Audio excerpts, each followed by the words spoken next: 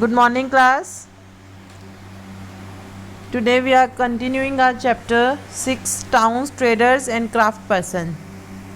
तो ये चैप्टर हमने जो है वो यहाँ तक कंप्लीट कर लिया था in the last video and we are continuing this chapter now. Temple authorities use their wealth to finance trade and banking. Gradually, a large number of priests, workers, artisans, traders settled near the temple to cater to its needs and those of the pilgrims. तो temple के आसपास जो है, temple जो है एक बहुत wealthy एक जगह थी, तो जो है वो ट्रेडर्स और बैंकिंग को फाइनेंस करने के लिए जो टेम्पल की अथॉरिटीज़ थी वो उस वेल्थ को यूज़ करती थी.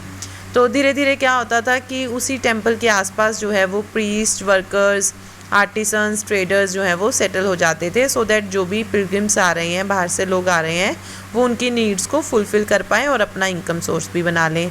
दस ग्रू टेम्पल टाउन्स. इस तरह से टेम्पल टाउन्स जो हैं वो बढ़ जाते हैं, डेवलप हो जाते हैं. Towns emerged around temples such as those of Bilsa और विदिशा इन मध्य प्रदेश.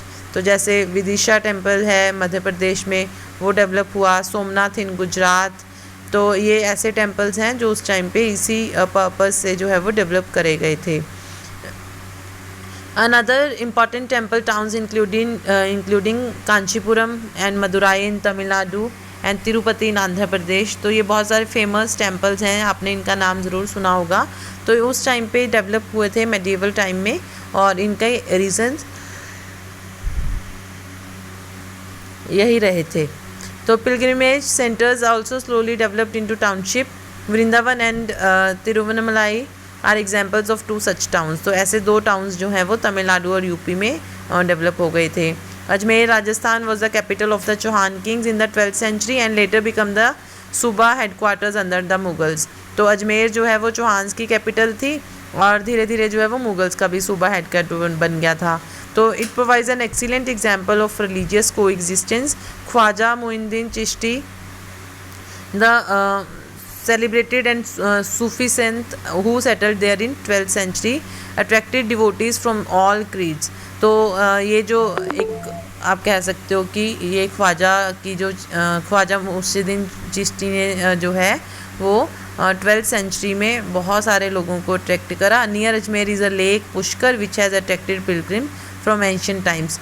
तो पुष्कर में जो एक लेक है अजमेर के पास, तो वो बहुत लोगों को अट्रैक्ट करती थी, मीन्स लोग वहाँ देखने आते थे, घूमने आते थे. A network of small towns. तो from the 8th century onwards the subcontinent was dotted with several small towns. तो छोटे छोटे से बहुत सारे टाउन्स जो है वो डेवलप हो गए थे. These probably emerge from large villages. तो जो बड़े विलेज थे वो उसके बाद टाउन्स में जो है वो कन्वर्ट हो गए थे. दे यूजली हैड मंडापिका या फिर मंडी आप कह सकते हो, to which nearby villagers brought their produce to sell. तो मंडीज़ का मतलब क्या था कि जो आसपास के लोग हैं वो अपना सामान वहाँ पे लाके सेल करते थे. They also had market streets called haat, या हाट बोल देते हैं. तो छोटी छोटी शॉप्स होती थी, तो वो खोलते थे, वहाँ पे अपना सामान बेचते थे. Line with shops.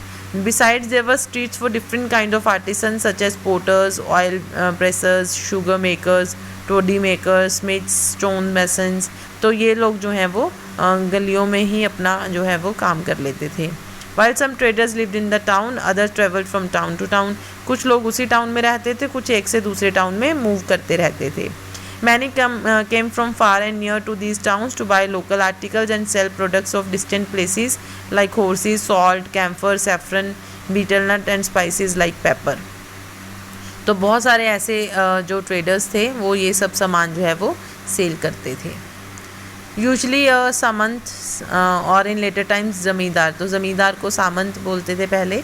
तो सामंत जो है वो बिल्ड अ फोर्टिफाइड पैलेस इन और नियर दिस टाउन्स. तो ज़्यादातर क्योंकि ये ज़मींदार से थोड़े रिच थे और लोगों के कंपैरिजन में, तो टाउन्स के आसपास जो है ये अपना एक अच्छा सा घर बना लेते थे. They levied taxes on traders, artisans and article of trade and sometimes donated the right to collect this taxes to local temples. तो कई बार ये क्या लोग ये कैसे ये जो हैं जो भी ट्रेडर्स आते थे उनसे टैक्स कलेक्शन करते थे और आर्टिसंस वगैरह के ऊपर जो है वो टैक्स लगा देते थे. And sometimes donated the right to collect this taxes to local temples.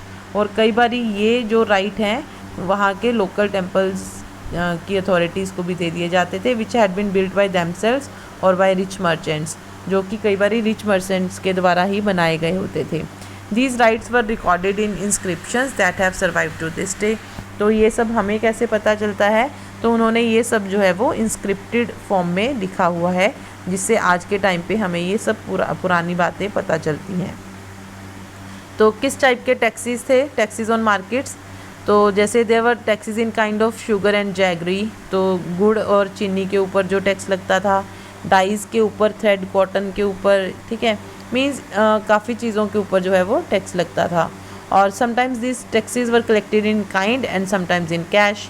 तो काइंड मीन्स कि आपसे जैसे मान लो शुगर है तो उसके ऊपर अगर टैक्स लेना है तो उसके बदले में व्हीट ले लिया या राइस ले लिया, तो इसको बोलते हैं टैक्स कलेक्शन इन काइंड और समटाइम्स इन कैश। अगर उस टाइम पे कैश चल रहा होता था, किसी भी राजा द्वारा कोई भी करेंसी चलाई, तो कैश में भी टैक्स कलेक्शन जो है वो हो जाता था। So we will continue this chapter tomorrow. This is all about today's class. Thank you and have a nice day.